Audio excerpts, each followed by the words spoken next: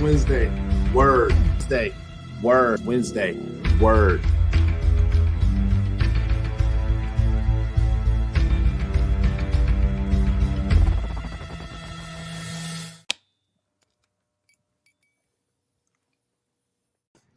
And we are live. What's going on Facebook, LinkedIn, and YouTube Live? It's your man, Coach Rowe. Today is Wednesday. I'd like to welcome you to the first row. And if it is Wednesday, you should know what that means. It's time for the Wednesday word. That's Wednesday word.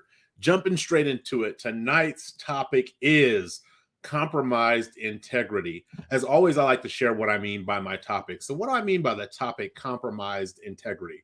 What I mean by the topic compromised integrity is that sometimes we put our integrity in jeopardy, or dilute our integrity through covert, secretive actions. And unfortunately, when we do this, our integrity, when we have these covert and secretive actions, unfortunately, our integrity gets compromised. And that's what we are left with, is compromised integrity.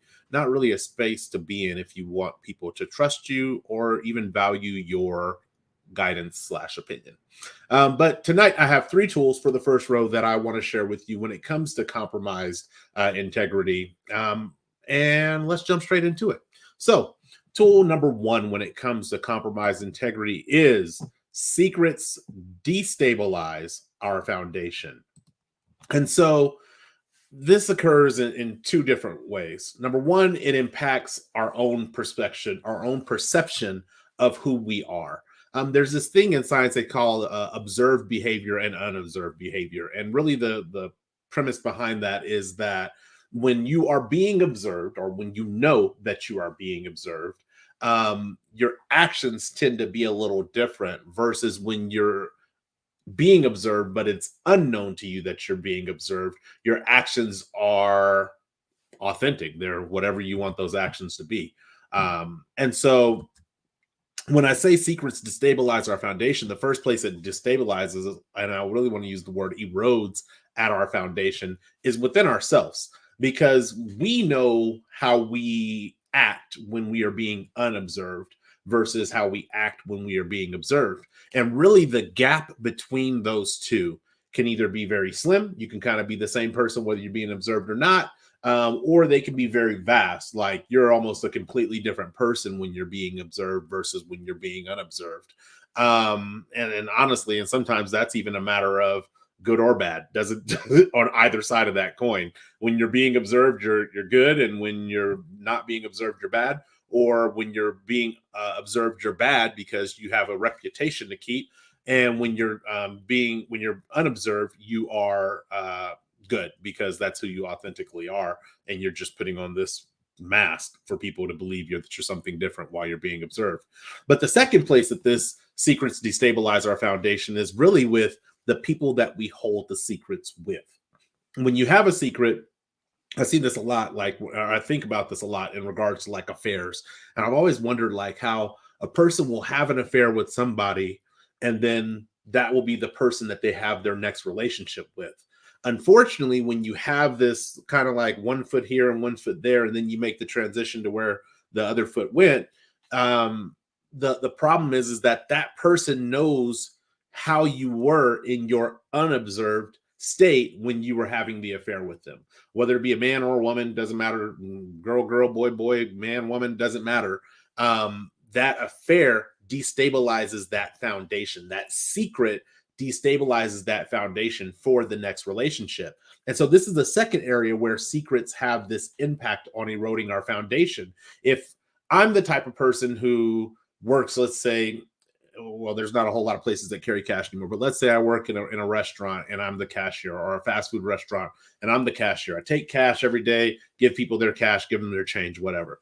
And we can't take cards. So we have $1,000 move through the company every single day that our restaurant is open. If I have a couple of coworkers that are in with me on, hey, we're going to take $250 out of the register every day, and we're just going to make the numbers look right. If I have that secret with them, that destabilizes the foundation that I actually have with them when it comes to my own integrity, because they're like, this person is already shady for the company. And so when we get around to hanging out, if they're at my house, I really can't leave them unsupervised because they'll steal from me. If they're stealing from the company, they'll steal from me. That's something I used to always tell my kids, like, hey, if you'll steal from anything in the house, then you'll steal from anything in the world because you actually live here and you don't live there. But those are the things where, again, the secrets begin to destabilize our foundation and begin to destabilize or erode at our actual integrity. And that's how our integrity begins to become compromised. Secrets. So that's tool number one. Tool number two, when it comes to compromised integrity, is that worry distracts our focus.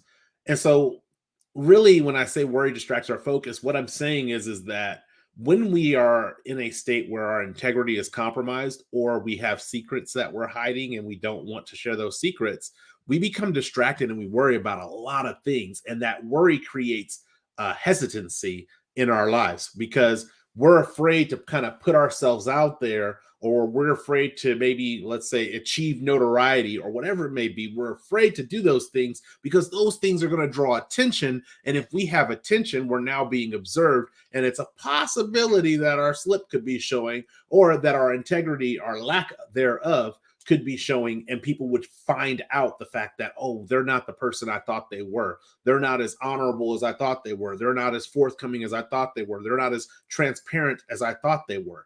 And so worry distracts our focus. I think about, I can't remember what year this was now because it's been a while, but when Enron, there was a company in California named Enron, and they were cooking the books, meaning they were making up numbers. But they were cooking the books. And when they were found out, I mean, they just started shredding everything. They just literally just started shredding documents, shredding. And I think about how many times prior to them being found out were they worried about their documents and like, oh, this could come back to bite us. Maybe we should get rid of this. Oh, this could come back to bite us, and maybe we should get rid of this. All the focus that they probably had on embezzling money and wire fraud, for lack of better terms, all the focus that they had there kept them, the worry that created kept them distracted from actually just trying to run a profitable business. Like, imagine if they took all that energy that they were distracted with and just said, hey, how can we make this company, how can we write the company, how can we get back on track, how can we become profitable? That energy could have been focused. And I'm not to say that their company would have been successful or not, but it would have given them at least an opportunity. But because of the compromised integrity and the compromised actions, there was a hyper focus on how can we get rid of the evidence. Yeah, unfortunately, I mean, maybe it was a little easier back then to get rid of evidence, but I don't think it's as easy now because everything has its own digital footprint. But the other thing is about, as far as worry distracting our focus, is the more time we spend focused worrying about what people know, is the less time we actually spend focused on our objectives. Think about if you're pulled over by a cop, right? You're pulled over, you don't have really anything to worry about. You're like, look, I have my license, it's current. I have my registration. I don't have anything illegal in the car, even if I don't allow them to search the car. And so you might have some anxiety about being stopped by a cop, but overall, you're not worried about them finding anything out about you. Now, imagine you're stopped by a cop. Your license is current, your registration is current, you don't have anything illegal in the car, but you know that you have warrants. All of a sudden, there's a different sense of worry and anxiety that comes over that situation. Why? Because we're worried about if they're going to find out if we have warrants, because if they find out we have warrants, we're probably going to jail. And that is what worry does, is when our worry does to distract us when we compromise our integrity by using covert actions or creating secret environments in which we don't want things to be found out. You're always going to be worried about, is today the day? Is today the day they find out? There's some more about that, but we'll end it there. Just know that worry distracts us from our focus, and this is a part of compromised integrity. And then lastly, the third tool when it comes to compromised integrity is no one expects perfection. And I think this is kind of like my favorite tool, honestly, when it comes to compromised integrity, is because when I think about the crux or where the origin of compromised integrity begins, it begins with the lie. It begins when we lie, which compromises our trustworthiness, another word for integrity, our trustworthiness with others. It compromises our trustworthiness with ourselves. And in that lie, I'm assuming there has to be some form of perfection or some form of an expectation of perfection.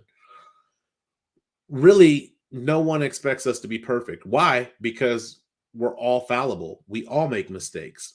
And it's not so much that we make the mistake, it's whether or not we grow from that mistake, whether or not we learn from that mistake, whether or not we try to take actions to avoid that same mistake in the future. But no one expects perfection except for typically ourselves. We expect, for some strange reason, a lot of people, not everybody, but some people expect, for some strange reason, for them to be something other than human and not make mistakes and be perfect in everything that they do. And it's interesting because sometimes it's not even so much that people don't think you're perfect. Sometimes people think your life is just the best life ever and you've never had a challenge in your life. But the reality is that that expectation that we have for us to be perfect is what probably prompts us to try to lie and cover up and maintain an identity that is not true and authentic to who we are. And each time we try to maintain this identity of perfection, that everything is great, that life never goes bad, and the flowers are always blooming and the sun is always shining, we compromise our integrity. Because deep down at the heart of each and every one of us, deep down, we know that each of us goes through things. We may not see them, just like people may not see the things that I go through. I know that you go through things, and I know that I go through things. But when we try to expect that level of perfection, what we do is we create a pressure that pressures us in, doesn't force us to, but pressures us into a state where we are more likely to lie and compromise our integrity than not, because we are trying to keep up a facade that makes people want to be us or makes people want to be around us. But the true authenticity about integrity, not compromised integrity, is that people actually will want to be around you even when you make mistakes, even when you make catastrophic mistakes. If you have the integrity to be accountable to those mistakes, hey, I made a mistake, here's where I think I went wrong, I'm going to try to do better next time, and I'm going to move on with my life. People are more likely to want to be around people like that because they don't make them feel like they have to be perfect. And it's not that they're rooting for you to mess up. It's not that they're rooting for you to fail. There are some people that are out there that are like that. But I don't think that is the overall majority of the group. I think that it's just a matter of people want you to help them feel like they are not alone, that they are not failing, that they are not completely messing up this human experience that they're going through on their side. And so being able to connect with people and realizing that they're not perfect and that they're fallible and that they have challenges, they have heartbreaks, they have mistakes, they've made some errors in life. What that does is it allows you to reconnect not only with them, but with the humanity within yourself. And so those are the three tools that I have for you tonight. Really quickly, let's go over the tools. Tool number one when it comes to compromised integrity is secrets destabilize our foundation. Again, ask yourself, how far apart are you from your observed behavior versus your unobserved behavior? And what does that gap look like? If that gap is huge, then you might have some work to do on getting your integrity back on track. If that gap is slim, then good job to you. You may have some work to do, but a lot less than if the gap is huge. Tool number two is worry distracts our focus. Again, it will, when we are worried about being found out or people finding out that our integrity is not exactly what we professed for it to be or to try to display for it to be, we become hesitant. And honestly, anytime we're in a state or a space of hesitancy, we miss out on opportunities. It's inevitable that an opportunity will come and you will say, you know what, I don't think I want to engage with this because they're going to find me out. I need the space. I need the distance. from them so that they can't figure out that I'm not who I say I am. So that's tool number two. And lastly, tool number three, when it comes to compromised integrity, is no one expects perfection. Again, this is something that um, we storyboard within ourselves, that we have to be perfect, we have to be this, we have to be that. Nobody expects that of you. Why? Because in the day-to-day lives that we all live, we all make mistakes, we all have shortcomings, we all have failures, and we can accept that, which is strange to me. We can accept that within others probably better than we can accept that in ourselves. But seeing someone who says, hey, you know what, I'm not perfect, is somebody that, seeing somebody say that reinforces with us that, hey, we're both human, we're both not perfect, and this idea of perfection that I think I need to maintain is not necessary for me to maintain, doesn't require the energy. What's going on, brother Bruce? So that's what I have for you guys this evening as far as the Wednesday word. Those are the tools on compromised integrity. As always, I like to share a personal story, something that got me thinking about this particular topic. And I started thinking about this topic towards the end of last year about compromised integrity. And this isn't a story where I have compromised integrity, but this is a story where, when we have integrity, how powerful that is. And so I started a investment group. I think in 2019. I can't even remember when I started it now, but I think it was in 2019 that I started this investment group. A couple of friends and I got together, started a group, started a business, and we've been just saving money, trying to figure out how we're going to invest this money. And in this group, I am responsible for the finances, like the bookkeeping and everything like that. The account in which our money sits in, um it's a sizable amount of money, at least for me. I don't know about everybody's financial situation, but for me, it's a sizable amount of money that sits in this account. And I was thinking at one day about how all this money sits in this account. I have control over the account. I could take any money out that I want to, I can put any money in that I want to. But all this money sits in this account, and I don't even necessarily talk to these people every single month, which is wild to me, because the amount of money that's sitting in the account is an amount that, if I didn't trust the person, I would need to talk to them probably every day. They probably wouldn't have my money, but if they did have my money, I would need to talk to them every single day. Hey, what's the status for today? Hey, what's the balance today? Hey, I need to log in and see the balance. I don't need you to tell me the balance. I need to see the balance. And so it got me to thinking about, why would I be in a position where not only I trust myself with the finances, but six other people trust me with the stewardship of the finances in a space where it's like, they don't. I honestly could say there's no anxiety, there's no worry, there's no stress involved.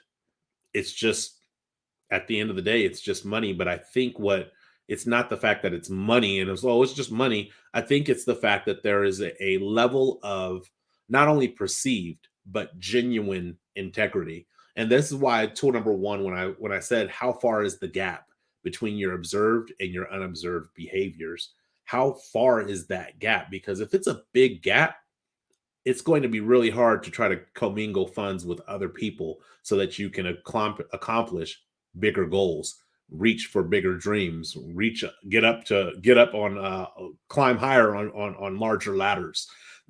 That's what really got me thinking about this. And it's because of the fact that there is no compromise to what I'm willing to do when it comes to money. I'm not willing to compromise, especially friendships and relationships that I hold dear, for the sake of even a quick buck or a long buck, doesn't even matter.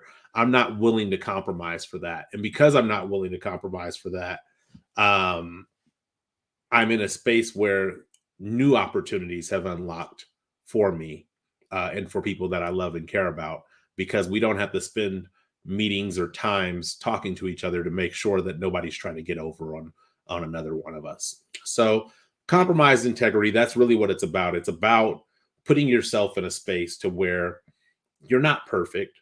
I'm not perfect by any means, but it's not about perfection. It's about simply having the trust of your peers, the trust of your loved ones, the trust of yourself, that you in an unobserved state that you are going to make the best possible decision. And that's what this Wednesday word is about. So that's all I have for you guys this evening. As always, there's some upcoming content that we have coming, and I know one of them that you guys are going to be super excited about is we have coming back this week Terrell Michelle and Billy Rowe live. That will be this Friday at 4 p.m. Pacific Standard Time, 7 p.m. Eastern Standard Time. We're coming back, and I can't remember right now for some reason off the top of my head. Oh, maintaining momentum is the name of the topic. And so we're going to be talking a little bit about maintaining momentum, not only in 2023, but as a way of life, maintaining momentum. And then we also have a new show, and I actually have a graphic for this one on my thing. A new show that I'm going to be launching. I'm not sure the cadence that it will be yet, but I'm going to start a show this Saturday called Financial Matters, and that is going to be on Budgeting 101 for this particular episode of Financial Matters. That will be this Saturday at 9 a.m. Pacific Standard Time, 12 p.m. Eastern Standard Time. Hopefully I got those time zones right. But be on the lookout for that. This will be a live show. We'll be going over some things regarding the budget and really how are you living. So that's what we have in store for you for the remainder of the week. If you want to know what's coming up the following week, stay tuned to Instagram. Don't forget to like, share, and follow. And as always, if you like this video, please share it. If you share it, please like it. I love engaging with you in the live chat, and I'm happy to engage with you in the comments if you're watching via the replay for up to the first 7 days. I might be able to get through beyond that, but for the first 7 days, I will respond to any comments that come in on the first row at this time. But other than that, until the next time, I thank you guys for tuning in. Until next time, one love, peace, and God bless. Thanks for sitting on the first row.